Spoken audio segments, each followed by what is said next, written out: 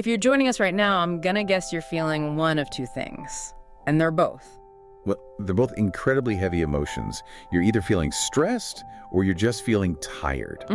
Stressed because, the numbers in your life, they just seem to be growing faster than you can manage them. And tired, just so tired of making payments that they don't even seem to shrink what you actually owe. Right. You feel like you're running in place. Exactly, running in place. And that feeling, that heavy sinking sensation you get when you, say, look at a bank balance or the mail comes. Oh, the mail. The urge to just take that credit card statement and throw it straight in the recycling without even opening it. I think we've all been there. We have, and that is what we are diving into today. It's that little voice inside your head, the one that whispers, I should be better at this, or I'm just irresponsible. Yeah. We call it debt shame. It's this overwhelming, paralyzing weight of feeling like you are the problem, that you messed up, that you lack discipline. That it's a character flaw. Precisely. And so before we unpack a single number, before we even look at an interest rate, I think we need to confront that shame just head on. If you are listening to this right now and you are carrying that weight, please know this as like your absolute baseline truth. You are not alone. Not all. You are not broken. And you are not irresponsible. It's so important to hear that. It is. So our mission today really is to cut through all of that paralyzing shame, all the confusion. We are not here for lectures. No. We're not here for moralizing or self-blame. We are here for a human, compassionate, and realistic step-by-step plan for steady, safe progress. We want to move you, our listener, from a state of chaos and overwhelm into a state of absolute clarity. And to guide us through this whole complex blend of math and emotion, we have the voice of insight and clarity with us, ready to synthesize this material and give us the context we really need to shift from feeling stuck to feeling, well, empowered. Thank you. And I want to pick up right where you left off, because it is, without a doubt, the single most crucial message in this entire deep dive. Nothing is fundamentally wrong with you. Say that again? Nothing is wrong with you. If you are struggling with debt, I can say with absolute certainty, based on all the data we see, it is not a character flaw. For so long, though, we've been told it is. We have. For too long, culturally, we've been conditioned to see debt as a moral failing, as proof that we lack discipline or that we're just greedy. But when you actually analyze the origins of debt, I mean, why people hold the balances they do, that whole lazy narrative it collapses. So it's not a personality trait. It's not a personality trait. Debt is math, that's true. But it's math that is wrapped entirely in emotion. Right. We're talking about stress, fear, shame, survival instincts. And it's that emotional wrapper that makes the numbers feel, 10 times heavier than they actually are on paper. That makes so much sense. So the very first step to getting clarity, before you even open a spreadsheet, is consciously separating your self-worth from your balance sheet. That separation is so critical. Let's unpack the origins then, because the advice we always hear is it's so infuriatingly simplistic. Oh, I know the one you mean. Just don't spend what you don't have. Right, as if it's that easy. But that advice just completely ignores the reality of, living in a high-cost, high-crisis modern economy. So what are the common, the non-irresponsible origins of debt that you see over and over in the source material? Well, the real origins are almost entirely defensive. And that is a key distinction. Defensive. What do you mean by that? They're not luxury purchases. They're not driven by, impulsive wants. They're survival measures. They're taken in the complete absence of an adequate safety net.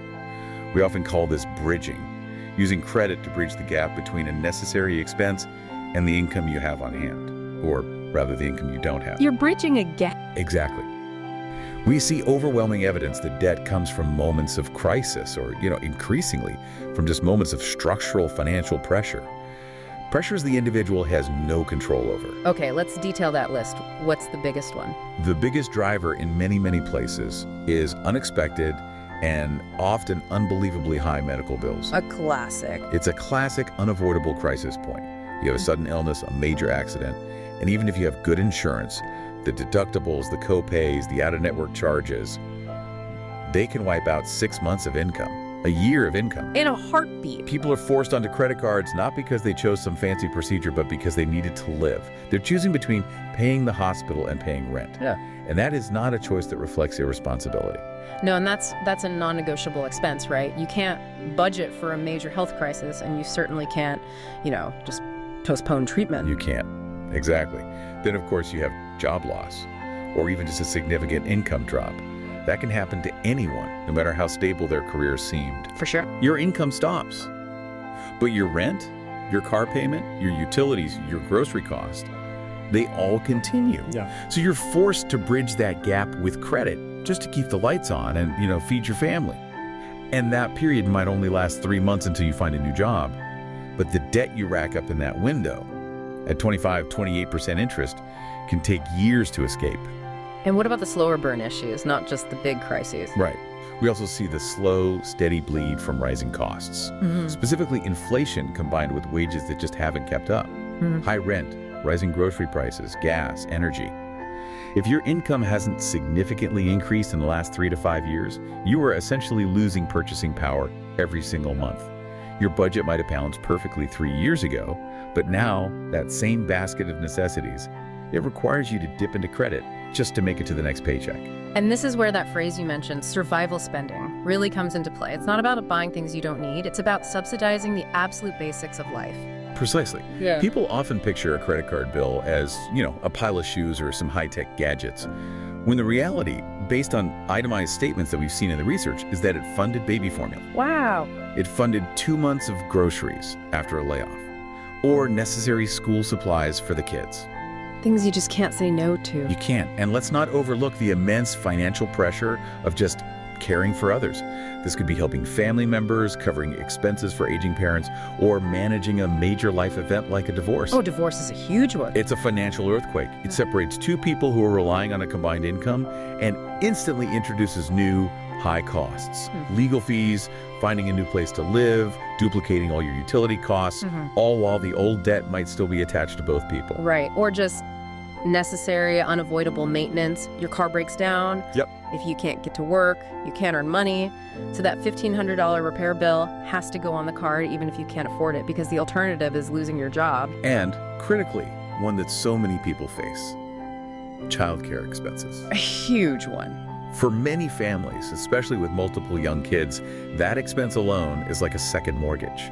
If one parent can't work because the cost of childcare is more than they'd earn, the family is now on a single income, which just stresses the budget even more and pushes them toward credit when any emergency comes up. So the core message here, if we boil it all down, is that a significant majority of people in high-interest debt are there because they just don't have a savings buffer. That's it. They're using a credit card as this impromptu, desperately needed, but unfortunately very high-interest emergency fund, because they're faced with a necessary expense they just can't afford otherwise. That is the perfect summary, and that is why we strongly, strongly recommend that if you're listening, you stop feeling guilty.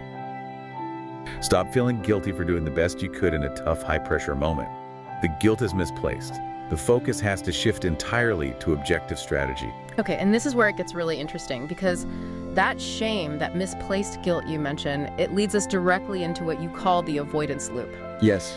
You defined debt earlier as math wrapped in emotion. And it's the emotion, specifically fear, that drives the worst behaviors, mathematically speaking. That's exactly right. Once the fear sets in, the brain takes over. And it's a very primal response. When someone is scared to look at their total debt number, scared to check their statements, scared to open the mail with the lender's logo on it, they're fully in the avoidance loop. What's happening in the brain at that moment? Well, physiologically, the brain registers that total debt load, this massive intangible figure, as a major, potentially destabilizing threat to your survival. It's like seeing a predator. It's very similar. Yeah. It triggers the classic fight or flight response. And since you can't physically fight your bills or, run away from the bank, Right. the brain chooses flight. And flight in this case is avoidance. It essentially tells your decision-making center, this is too painful, it's too threatening, look away, deal with it later. And that look away isn't just for a day or two. For some people, it can become this really entrenched pattern that lasts for months or even years, where statements just pile up unopened on the kitchen counter, or the total balance is just a number you don't allow yourself to calculate. Exactly. And the tragic irony here, the self-sabotaging element, is that this avoidance is precisely what allows the debt to grow faster.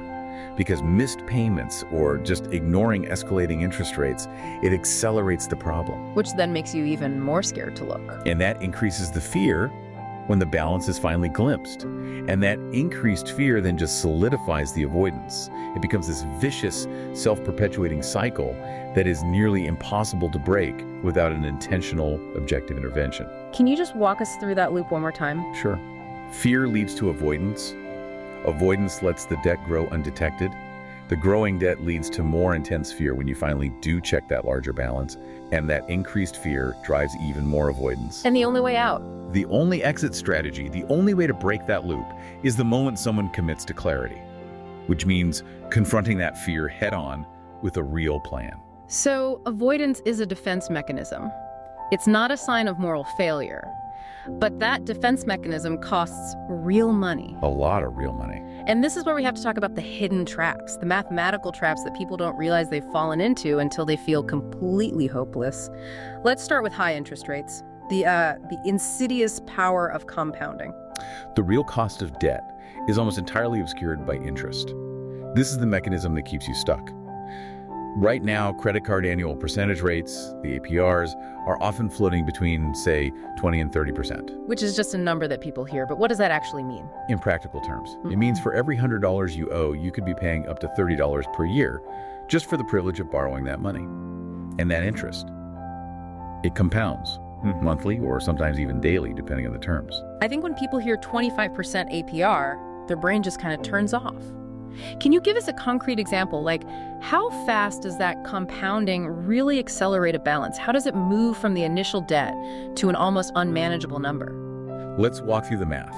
Compounding is so insidious because interest doesn't just apply to what you originally borrowed, the principal. It applies to the principal plus all the accrued unpaid interest from the months before. So you're paying interest on the interest. You are paying interest on interest. So consider a really common scenario from the source material.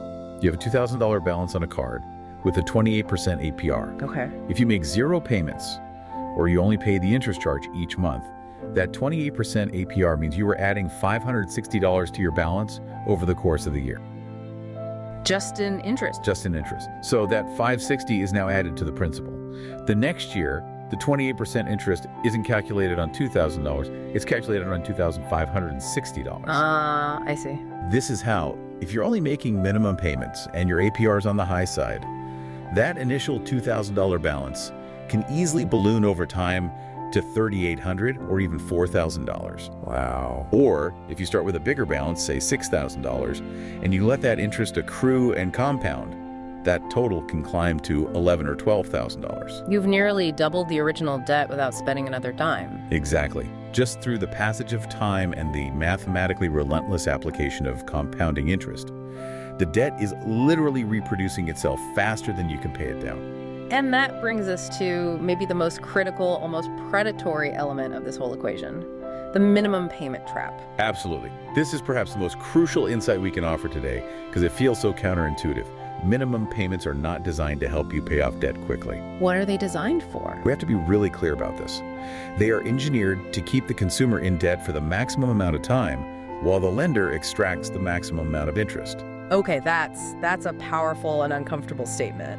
Let's break down exactly how that looks in a typical payment so the listener can maybe see themselves in this trap. Okay. If you're carrying a substantial balance, let's say $5,000 at a high APR, and you make a typical $50 minimum payment. You feel like you've done your part. You do. You assume you've reduced your debt by $50. But almost all of that money, the vast majority, is immediately absorbed by the interest that accrued in the last month. So how much actually goes to the debt?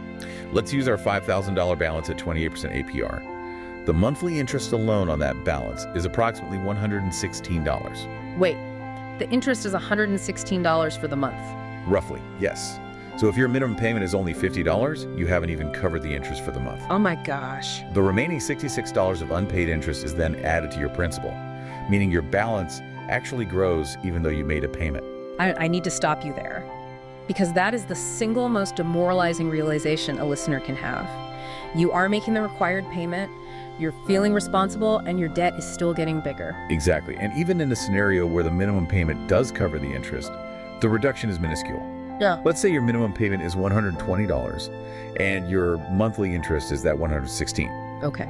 Only $4 goes toward reducing the principal balance. $4. $4 out of a $120 payment. Yes. And the consequence of this is shocking. Making only the minimum payment on a typical $5,000 credit card can result in payments stretching out for decades. Not 5 years, not 10 years, we're talking 20 to 30 years. The debt essentially becomes this decades-long burden, a permanent tax on your future income. That's the reality that has to snap people out of the avoidance loop. I mean, when you realize the true cost of debt is measured in decades of your future life loss, not just the original dollar amount, the fog has to start to lift.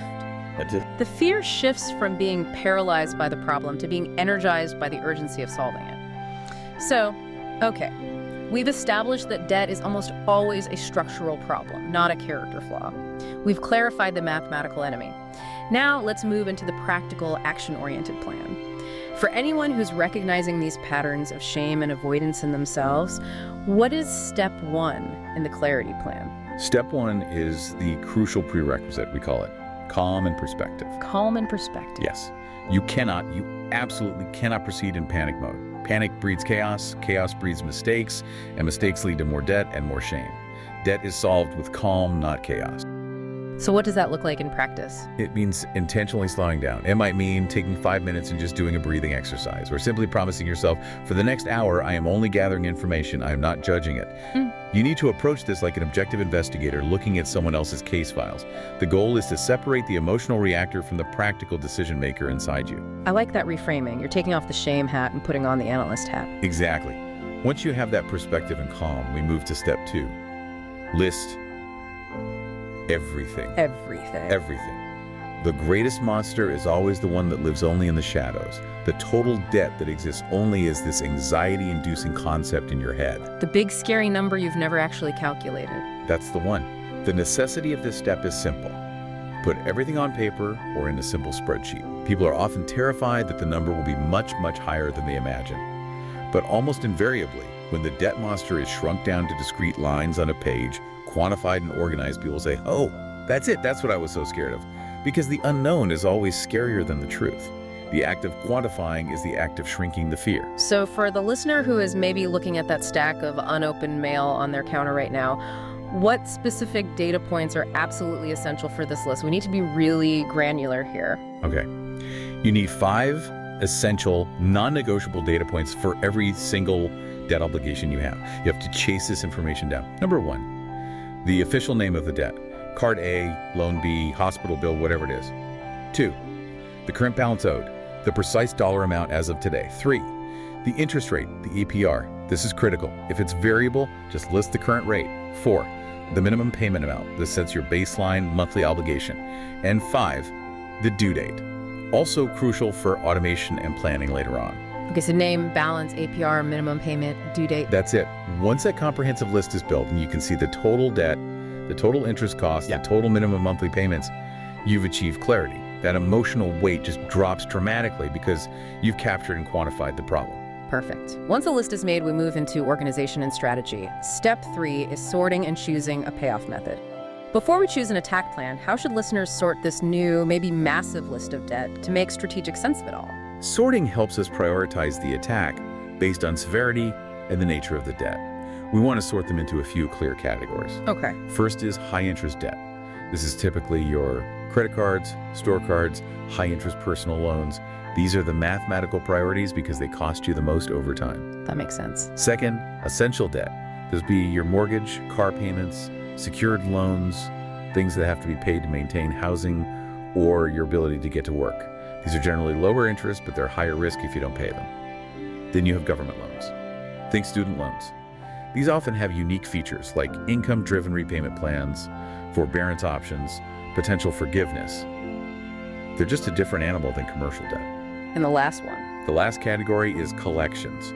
This is debt that has been charged off or sold to a collection agency. This one usually requires a highly specialized negotiation strategy, and you're often aiming to settle it for a percentage of the balance, not the full amount. Okay, so once everything is sorted into those buckets, then we can choose the approach. Most financial strategies present, 3 classic models? Yes, and they each serve a really different psychological function. Let's review those 3 classics: Snowball, Avalanche, and Hybrid. And then I want to move to the one you really advocate for our audience today, the stability method. Sounds good. So the Snowball method. This one is all about motivation and quick emotional wins. Psychology first. Psychology first. With this plan, you completely ignore the interest rates and you focus only on paying off the smallest balance first. You pay the minimum on everything else and you throw every extra dollar you have at that smallest debt. Once that debt is gone, you take the money you are paying on it and you snowball it into the payment for the next smallest debt. And the benefit of that is? The immense benefit is that emotional hit. Getting rid of an entire debt obligation, even a small one, gives you immediate, tangible momentum. For someone who's been struggling with shame and feeling paralyzed, that psychological reward is priceless. It's what keeps you going. Okay, the second one is the Avalanche method. This is the one all the math people love. Correct. This is the mathematically optimal choice.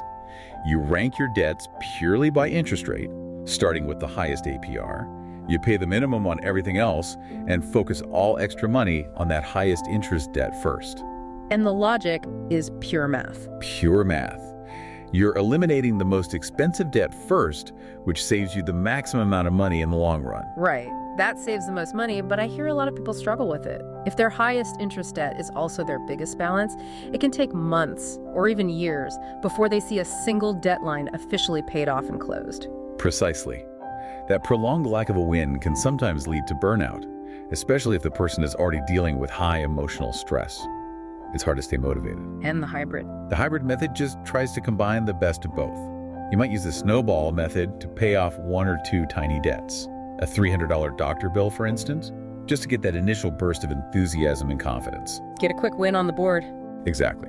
Then, with that momentum established, you switch to the avalanche strategy to strategically attack a larger, high-interest debt and maximize your savings. Okay, now let's talk about the fourth strategy, the stability method. As an analyst looking purely at efficiency, this method seems inherently inefficient, yet you strongly advocate for it for our specific listener.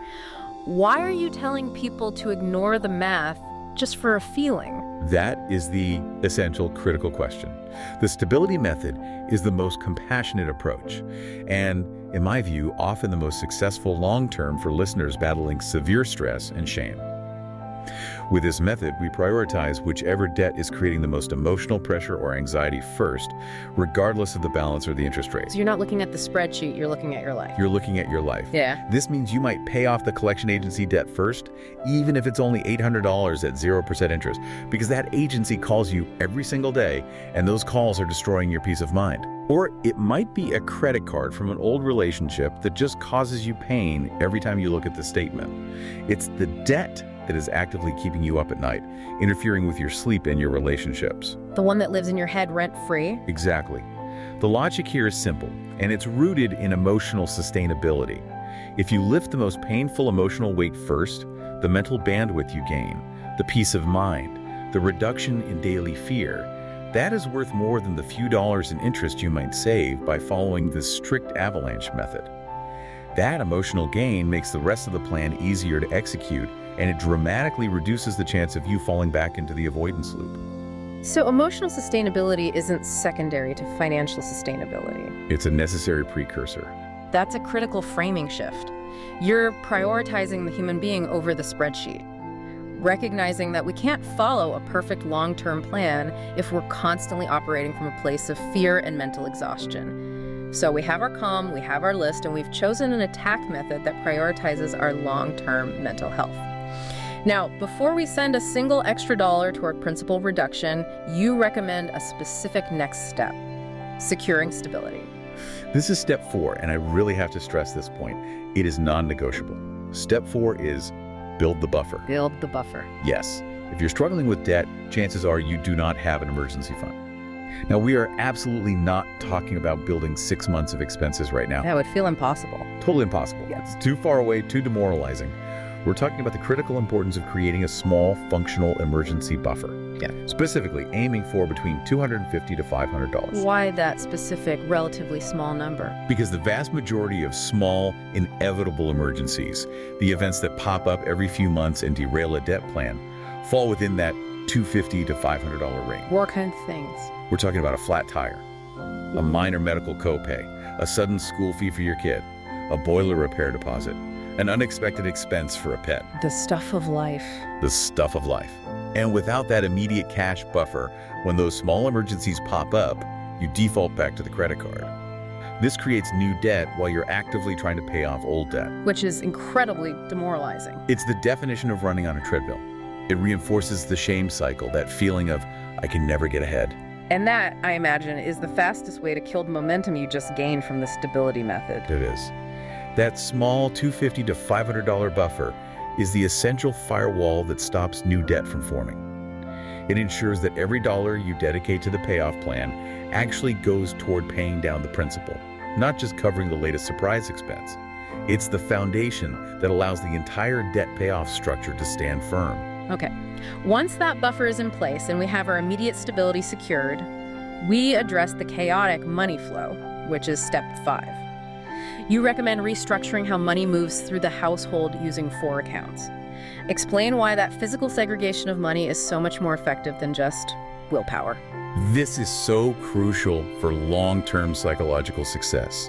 Most people use a single checking account for absolutely everything. I'm guilty of this. Most of us are. Yeah. Your income lands there, bills are paid from there, spending happens from there, debt payments come out of there. This system guarantees confusion, it guarantees accidental overspending and decision fatigue.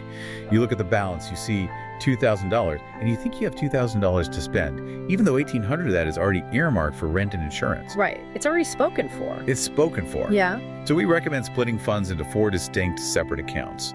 This physically segregates the money's purpose, it reduces decision fatigue, and it eliminates that accidental overspending. Okay, what's the first account? Number 1 is the bills account. This must hold the exact amount needed for your fixed monthly expenses, rent, utilities, insurance, and all your minimum debt payments. Once you fund this at the beginning of the month, this account is entirely untouchable. You don't look at it, you don't think about it. Set it and forget it. Exactly. Number 2, the spending account. This holds the money for your discretionary and variable items, like groceries, gas, clothing, entertainment. When this account is empty, spending stops. The crucial clarity here is that you know this money is truly available to you. Okay. Third is the debt payoff account. I like to call it the attack fund. The attack fund, I like that. This is where you put the extra funds dedicated to principal reduction, your Snowball or your Avalanche payment. Seeing this account grow every pay period provides immense motivation. It's motivation in liquid, quantifiable form. And the fourth? The fourth is the savings account. This is where your initial $250 to $500 buffer lives, safe from daily temptations. And it's where your future long-term savings goals will begin. I know a lot of people who rely on that single checking account. Explain practically how shifting funds between 4 accounts doesn't just create more decision fatigue from shuffling money around all the time. It actually eliminates fatigue because you only make one set of decisions per pay cycle. How much goes into each bucket? After that initial transfer, the hard work is done for the month. You open your banking app, and instead of seeing one chaotic number, you see 4 clear numbers. You look at your spending account, and you instantly know, I have $300 left for the week. You don't have to mentally calculate, wait, is that $300 already reserved for the water bill?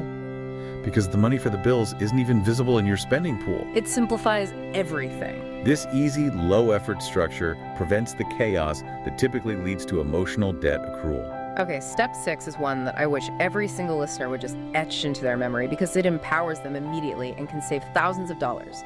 Negotiation is power. This is the secret weapon. It really is. Far too few people use it because they assume the terms they signed up for are set in stone. And they're not. They are almost never true.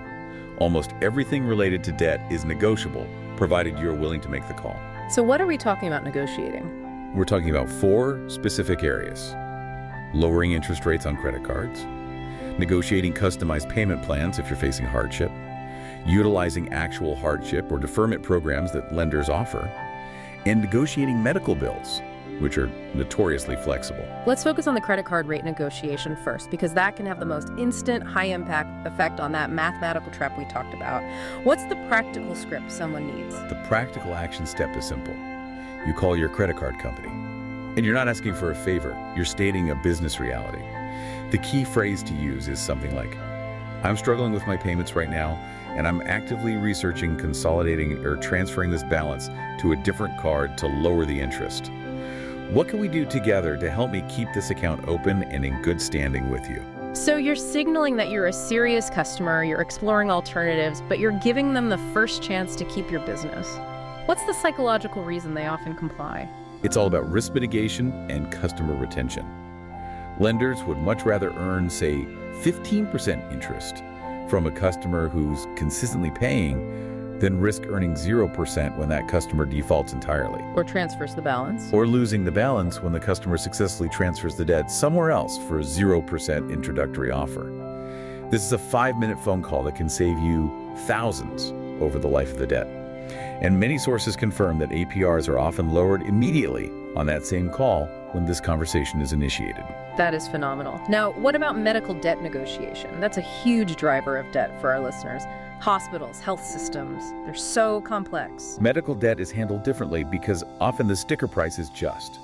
It's inflated beyond recognition. If you get a large, unexpected bill, the first step is to call the billing department and ask for an itemized bill. Look for errors. Step 2 is to ask if they have an uninsured rate or a financial hardship rate.